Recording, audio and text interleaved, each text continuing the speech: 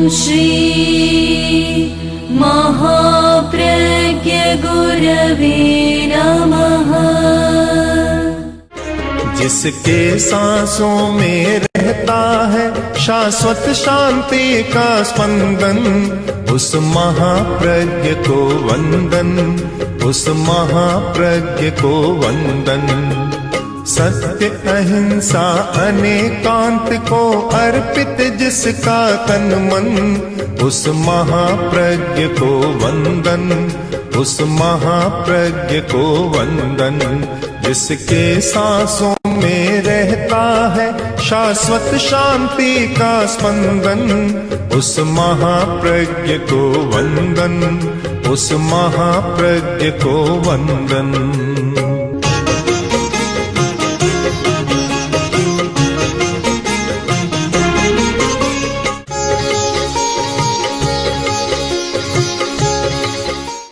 पवित्र भाव रखो। आज की भाषा में सकारात्मक भाव, कोई भी नकारात्मक चिंतन भाव न आए, सकारात्मक भाव, भाव शुद्धि। अब सकारात्मक की व्याख्या कोई भी समझना हो तो आप 18 पापों की सूची सामने रख लें, समझ में आ जाएगा। ये जो 18 पाप हैं, प्राणातिपात, मृषावाद, अदत्ता दान, मैथुन, परिग्रह, क्रोध, मान, माया, लोभ आदि आदि, जो 18 पापों की एक सूची है। जब जब हमारा भाव इन पापों से संपृक्त होता है तो वह नकारात्मक बन जाता है, और जब जब हमारा भाव इनसे वियुक्त होता है, पृथक होता है, तो हमारा भाव सकारात्मक बन जाता है। शायद आत्मा का साक्षात्कार या परम आत्मा का साक्षात्कार, भगवान का साक्षात्कार, कुछ भी कहें, वह इसीलिए नहीं होता कि ये अशुद्ध भाव पर्दा डाल देते हैं, हमें देखने नहीं देते। अगर भाव शुद्धि हो तो साक्षात्कार हो सकता है। अब जहाँ 18 हैं उनमें एक भाव की हम चर्चा करें जो मन को बहुत मलिन बना देता है, भावों को अशुद्ध बना देता है, और वह व्यक्ति को आत्मा परमात्मा से दूर ले जाता है, और उसका नाम है ईर्ष्या। ईर्ष्या बहुत भारी समस्या है। पर सुख दुर्बलता व्यथा अद्भुत कथा कहा है।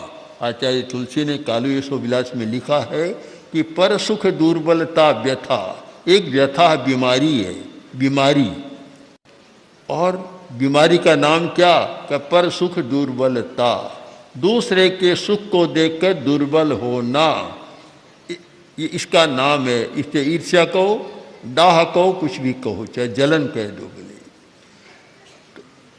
ये व्यथा है, अद्भुत कथा कहा। इसकी कथा बड़ी अद्भुत है। आगे लिखा गया है कि जे काटे खाटे नहीं आयुर्वेद इलाज, तंत्र मंत्र बूटी जड़ी निवड़ी सौ निष्काज। ये बीमारी कैसी है कि उसके लिए आयुर्वेद का इलाज भी काम नहीं देता, और एलोपैथी का ये एंटीबायोटिक भी काम नहीं देता। तंत्र मंत्र बूटी जड़ियाँ जितने उपचार है, उस बीमारी को कोई नहीं मिटा सकता। अद्भुत बीमारी है। विदुर नीति बहुत सुंदर ग्रंथ है विदुर नीति का। तो विदुर नीति में लिखा गया बहुत अच्छी बात कि तस्य व्याधि अनंत कहे, एक व्याधि होती है शांत, जिसका कभी अंत आ जाता है। बीमारी हुई, उपचार किया और अंत आ जाएगा। और एक बीमारी है तस्य व्याधि अनंत कहे, कभी अंत नहीं आता, अनंत है। उस व्याधि का कोई उपचार नहीं, कोई इलाज नहीं, अनंत है, कभी अंत नहीं होता, बस जीवन भर बीमारी लागू रहती है।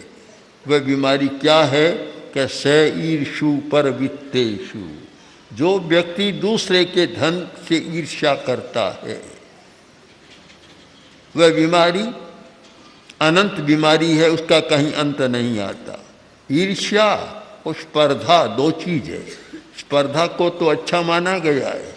स्पर्धा और ईर्ष्या का अंतर यह है कि स्पर्धा में तो अपने बढ़ने की भावना होती है कि मैं किसी से पीछे न रहूं, दूसरे का अनिष्ट करने की भावना नहीं होती। दूसरे को देखकर एक जलन पैदा नहीं होती, पर मैं पीछे नहीं रहूं, मैं होड़ में पीछे नहीं रहूं, ये एक स्पर्धा है। मैं तो इसको गुण मानता हूँ। स्पर्धा वास्तविक गुण है कि जिस व्यक्ति में कोई स्पर्धा नहीं होती वह आगे नहीं बढ़ सकता, विकास नहीं कर सकता। वे ही लोग आगे बढ़ते हैं जिनमें स्पर्धा का भाव है। मेरा स्वयं का अनुभव है कि मेरे मन में यह रहता था कि हम जितने विद्यार्थी सहपाठी हैं, मैं किसी से पीछे न रहूं, यह बराबर भावना रहती थी और पीछे रहना चाहता भी नहीं, रहा भी नहीं। तो ये स्पर्धा अच्छी बात है, ईर्ष्या अलग चीज है। ईर्ष्या कोई आगे बढ़ने की भावना नहीं है, खुद कुछ नहीं करना चाहता, पर दूसरे को कुछ है उसे देख देख कर और भीतर में एक आग जलती रहती है, वह होती है ईर्ष्या। बड़ी खतरनाक बीमारी है, बहुत खतरनाक। और इसके द्वारा अनिष्ट भी होता है, अपना अनिष्ट भी होता है। अच्छा रूप देखा, मन में ईर्ष्या पैदा हो गई। किसी का पराक्रम देखा, ईर्ष्या पैदा हो गई। कुल और वंश को देखा, ईर्ष्या पैदा हो गई। और सुख सौभाग्य सत्कारे, किसी का सुख देखा, मन में ईर्ष्या पैदा हो गई। सौभाग्य देखा, ईर्ष्या पैदा हो गई। किसी का सत्कार देखा, इसी का सत्कार होता है, मेरा नहीं होता, मन में एक जलन पैदा हो गई। और फिर जलन के बाद यह होता है कि इसको नीचे कैसे गिराऊं, ये भावना और मलिन भाव पैदा होता है। ईर्ष्या का भाव, अपवित्र भाव, नकारात्मक भाव। और फिर ईर्ष्या दूसरे नकारात्मक भाव को जन्म देती है कि मैं इसका अनिष्ट कैसे करूं, इसे नीचे कैसे गिराऊं, ये सारी बात होती है। तो ईर्ष्या से एक व्याधि कहा, नुकसान कितना होता है इस पर भी हम विचार करें कि जिस व्यक्ति के मन में ईर्ष्या का भाव होता है वह व्यक्ति सुख से नहीं जी सकता। सबसे पहला असर होता है शरीर पर, शरीर भी कमजोर हो जाता है, मन भी कमजोर हो जाता है। एक बुढ़िया के पास कोई व्यक्ति गया, उसकी स्त्री गई परिचित, जाकर बोली कि बोलो कैसे है, कि और तो सब ठीक है, ठीक चलता है, पर कुछ ठीक नहीं है। क्या बात है कि देखो शरीर में कितना अंतर आ गया, शरीर छीज गया। कि क्या हुआ, कि क्या बताऊं, कुछ बताने जैसी बात नहीं। क्या कि मेरा जो पड़ोसी है उसके घर में गाय भैंस खूब है, और जब बिलोना करते हैं 4 बजे रात को, उस समय जो मथानी चलती है उस माटे में, मुझे ऐसा लगता है मेरी छाती में चल रही। इस कारण मैं छीज गई हूँ, शरीर एकदम बीमार हो गया। तो उसने कहा इससे तुम्हारे क्या, पड़ोसी है तो कभी छाछ तो मिलते होगे, छाछ तो रोज लाती, उस घर से ही लाती हूँ छाछ, देता भी है, भला आदमी है, पर वह मथानी मुझसे सही नहीं जाती इसके घर में। अब क्या ये बीमारी नहीं है क्या? बड़ी बीमारी है, मानसिक बीमारी, भावात्मक बीमारी। यानी बहुत सारी बीमारियां हमारी जो शारीरिक बाद में होती है, पहले मानसिक और भावात्मक बीमारी होती है। तो ये बड़ी भयंकर बीमारी है और मैं इसे सहन नहीं कर सकती। अब इसका आप क्या कहेंगे? इस व्याधि का कोई अंत है क्या? कोई अंत नहीं, क्योंकि उसने उसका कोई अनिष्ट नहीं किया पड़ोसी ने। कुछ न कुछ इष्ट भी होता है कि कुछ मिलता है और छाछ मिलती है, कभी बिलोना नहीं करते हैं तो थोड़ा बहुत दूध भी मिल जाता है, उससे लाभ होता है। फिर भी दूसरे के सुख को, सौभाग्य को सहा नहीं जाता। अनंत बीमारी कि 2 व्यक्तियों ने देवी की आराधना की थी और देवी प्रसन्न हो गई, पर देवी ने देखा कि इन्होंने आराधना तो कर ली पर भाग्य नहीं है, मैं दूंगी कैसे? आखिर देवता भी वह तब कर सकता है जब किसी का भाग्य हो। देवा सहाया, सखाय मित्र बनते हैं, देव सहाय करते हैं, पर कब? कि भाग्यवान हो तो। भाग्य नहीं है तो देवता भी क्या करेंगे? जिसके कर्म का योग ऐसा है, देवता भी उसको कैसे बदलेंगे? कर्म को तो व्यक्ति स्वयं ही बदल सकता है अपनी साधना के द्वारा, अन्यथा बदलना बड़ा कठिन होता है। तो उसने कहा कि ये साधना तो कर ली, मैं आ गई, परंतु दूं कैसे? जब देवी ने भी एक युक्ति सोची और बोली कि देखो, तुम दोनों मेरे सामने हो, मांग रहे हो, मैं तुम्हें देना भी चाहूँगी, चाहती हूँ, चाहूँगी भी, पर एक मेरी शर्त है कि जो पहले मांगेगा उससे दूसरी बार मांगेगा उसको दूना मिलेगा। अब तुम बोलो क्या चाहते हो? अब दोनों बंद हो गए, जबान बंद हो गई। उसने सोचा कि पहले मैं मांगूंगा 1 लाख तो इसको मिल जाएगा 2 लाख। यह मुझसे सहन नहीं होता। ईर्ष्या में असहिष्णुता होती है, दूसरे के सौभाग्य को सहन नहीं कर सकता कि ये मैं सहन नहीं कर सकता कि इसको दूना मिल जाए। क्या फर्क पड़ता? वह मांग लेता 1 करोड़, उसको 2 करोड़ तो 1 करोड़ मिल गया, खूब है, पर वह सहन नहीं हो सकता। यह सारी स्थिति पारिवारिक समस्याओं के संदर्भ में देखे, एक भाई को भी लगे कि दूसरा भाई आगे बढ़ रहा है, वह सहन नहीं होता। एक युवक की हत्या हो गई और हमने कारण पूछा कि कारण क्या?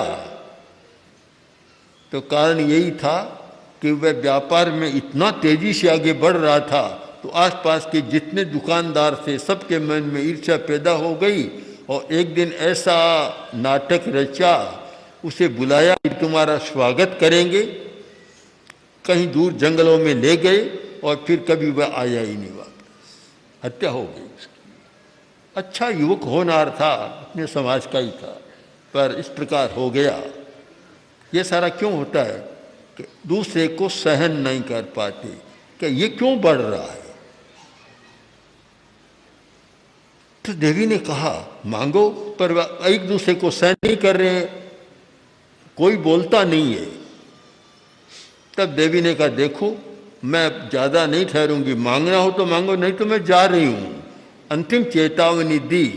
तब एक व्यक्ति के मन में एक और भाव पैदा हुआ। बिल्कुल ठीक बात है कि अशुद्ध भाव को जन्म देता है, नकारात्मक भाव को जन्म देता है।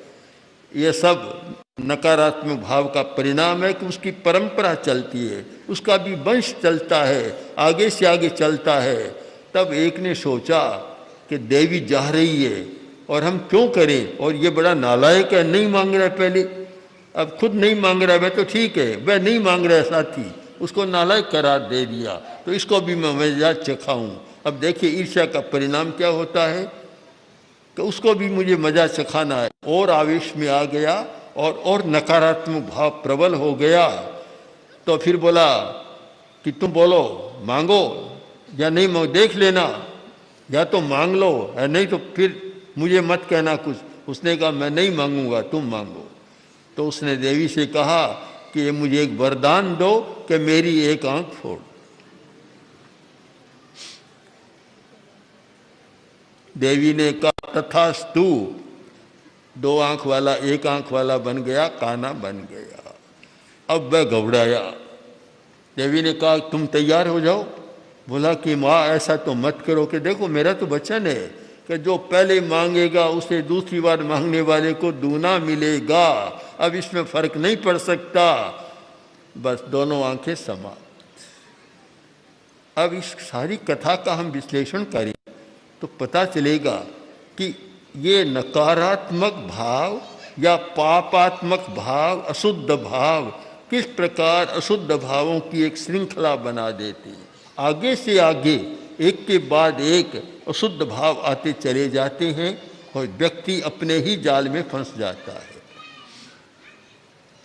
बहुत जटिल प्रश्न है ये हमारे सामने कि हम कैसे बचें इन नकारात्मक भावों से कैसे बचें, और उनमें एक ईर्ष्या का काम भी बड़ा जटिल है, कैसे बचें। ये व्याधि, इसका उपचार कैसे करें, अनंत बता दिया। व्याधि तस्य व्याधि अनंत के, अनंत व्याधि है, इसका कोई अंत आने वाला नहीं है। नकारात्मक भाव के द्वारा किसी नकारात्मक भाव का उपचार नहीं किया जा सकता।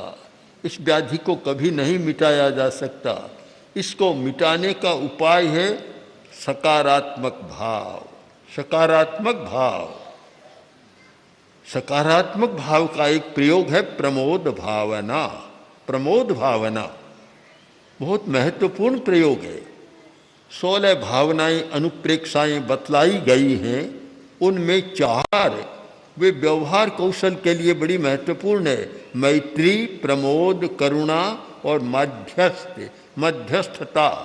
ये 4 भावनाएं या अनुप्रेक्षाएं बहुत महत्वपूर्ण है और जीवन व्यवहार के लिए इनका बड़ा उपयोग है।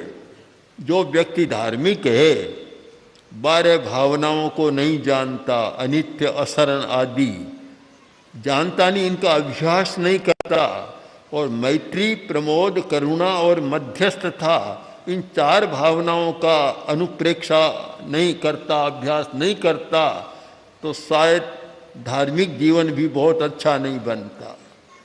अच्छा धार्मिक जीवन, उसमें एक अनुप्रेक्षा का योग होना चाहिए, अभ्यास होना चाहिए, जिससे बहुत सारी जो मिथ्या धारणाएं हैं उनको समाप्त किया जा सके। इन मिथ्या धारणाओं का शोधन करना, परिष्कार करना, परिमार्जन करना, उसके लिए अनुप्रेक्षा झाड़ू का काम करती है कि जो भी कचरा आया झाड़ू से बुहारा सफाई हो गई। तो हमारे मन में भी न जाने कितने मेल जमते रहते हैं। हर व्यक्ति के मन में रोज मेल जमता है। शरीर पर मेल जमता है, आप जानते हैं, किंतु मन पर भी मेल जमता है, इसे भी जान लेना जरूरी है कि मन पर बहुत मेल जमता है। तो शरीर पर मेल जमता है तो आदमी ने स्नान का उपाय खोज लिया, जबकि स्नान करना जानते तो नहीं है, मेल उतारना भी नहीं जानते शरीर का भी। स्नान कोई पानी के नीचे बैठ गया, ऐसा स्नान होता है क्या? स्नान महात्मा गांधी करते थे, स्नान श्रावक रूपचंद करते थे, 52 तोला पानी से स्नान कर लेते थे। आज तो कोई कल्पना ही नहीं कर सकता। रूपचंद जी जो एक परम श्रावक थे, तेरा पंथ के, सुजान के निवासी, और ऐसे श्रावक थे कि उनकी एक एक बात विलक्षण है। तो पानी का भी व्यय न हो तो स्नान करते 52 तोला। कितना होता है 52 तोला? आज के आदमी से पूछो जो नल के नीचे बैठ कर करता है, कितना तोला होता है? वहाँ कितना तोला या कितना टन होता है पता नहीं लगता किसी का। स्नान करते, क्योंकि स्नान करने का मतलब तो है कि हमारे सारे रोम खुल जाए, और जब तौलिया गीला करके उससे घर्षण करते हैं तो 52 तोला में भी हो सकता है। महात्मा गांधी भी ऐसा ही करते थे कि घर्षण स्नान करते तो सारा अच्छा हो जाता है। केवल पानी गिरा, काम तो कम आया, निकम्मा चला गया। तो शरीर का स्नान करना भी नहीं जानते, तो फिर मन के स्नान की तो बात ही दूर है, और भावों के स्नान की बात तो और ज़्यादा दूर है, क्योंकि शरीर से मन सूक्ष्म है और मन से भाव सूक्ष्म है। भाव तो बहुत भीतर है, वहाँ तक पहुँचना भी बड़ा कठिन है। तो उनका स्नान कैसे करें? रोज स्नान करें, मन का स्नान भी करें, जिसे मेल का चिट्टा न जमे। उसके लिए ये अनुप्रेक्षा स्नान है। अनुप्रेक्षा एक महानदी है जिसमें हर व्यक्ति स्नान कर सकता है। बड़ा महत्वपूर्ण प्रयोग है अनुप्रेक्षा।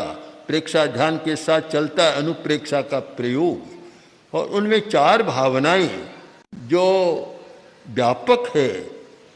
इतना महत्व रहा उनका कि महर्षि पतंजलि के पातंजल योग सूत्र में भी वे 4 अनुप्रेक्षाएं हैं, बौद्ध साहित्य में भी 4 अनुप्रेक्षाएं हैं, और जैन साहित्य में तीनों में बराबर चारों मिलती है।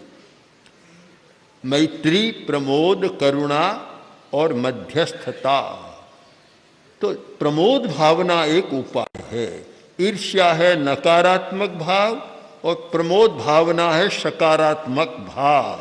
सकारात्मक प्रमोद भावना का मतलब है गुणेषु पक्षपात। किसी व्यक्ति के प्रति हमारा पक्षपात नहीं है, गुणों में हमारा पक्षपात, गुणों का संवर्धन करना, गुणों का प्रोत्साहन करना, गुणों को समर्थन देना, अनुमोदन करना और उन्हें बढ़ाने का प्रयत्न करता, यह प्रमोद भावना। प्रमोद भावना किसी दूसरे में विकास देखता है तो राजी होता है। यह नहीं कि व्यक्ति कौन है, मेरा है कोई तेरा है, यह कुछ नहीं। यह व्यक्ति कितना विकास कर रहा है, कितनी अच्छी बात है। बस वह विकास गुणात्मक विकास पर आधारित है प्रमोद भावना। जिस व्यक्ति ने प्रमोद भावना का अभ्यास किया है या कर रहा है, उसके मन में ईर्ष्या की बात समाप्त हो जाती है। लिखा गया कि तस्य व्याधि रनंत के, उसकी व्याधि का कोई अंत नहीं है। ये एक दृष्टि से ठीक बात है कि किसी से उपचार नहीं होता। कोई दवा लो और कुछ बाहर का उपचार करो, कोई उपचार लागू नहीं होता। हम कह सकते हैं कि उसकी व्याधि अनंत है, किंतु हर बात सापेक्ष होती है। हमें अपेक्षा को समझना है कि उस व्याधि का भी अंत हो सकता है यदि प्रमोद भावना का अभ्यास मिल जाए। जिस व्यक्ति को प्रमोद भावना का अभ्यास मिल गया, इतना खुश रहता है निरंतर, कोई उसकी खुशी में बाधा नहीं डाल सकता, कोई उसकी प्रसन्नता को रोक नहीं सकता। निरंतर प्रसन्न रहना शायद जीवन की सबसे बड़ी उपलब्धि है। अगर कोई मुझे पूछे कि जीवन की सबसे बड़ी उपलब्धि क्या है, धन, परिवार आदि आदि बहुत सारी बातें हैं, किंतु सबसे बड़ी उपलब्धि है निरंतर प्रसन्न रहना, कभी उदास न होना, खिन्न न होना, बेचैन न होना, डिप्रेशन में न जाना, अवसाद पैदा न होना। यह जीवन की सबसे बड़ी चरम उपलब्धि है, निरंतर प्रसन्नता। पर निरंतर प्रसन्न कौन रह सकता है? जो व्यक्ति प्रमोद भावना की साधना करता है, इसका अभ्यास करता है। शांत सुधार से ग्रंथ है विनय विजय जी का,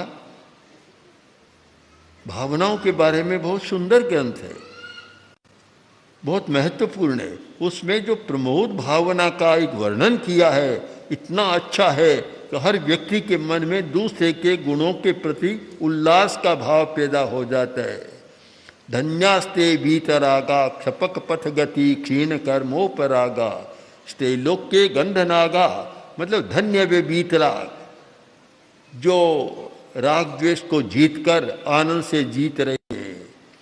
और प्रमोद भावना में जहाँ ये कहा जाता है कि जिह्वे प्रवि भवत्वं सुकृति सुचरितो चारणे सुप्रसन्ना भूयास्ता मन्य कीर्ति श्रुति रसिकतया मेद्य कर्णौ शकर्णौ वीक्षण्य प्रौढ़ लक्ष्मी दुष्ट मुपचिनुताम लोचने रोचनत्वं संसारेस्मिन् न सारे फलमिति भवताम जन्मनो मुख्यमेव।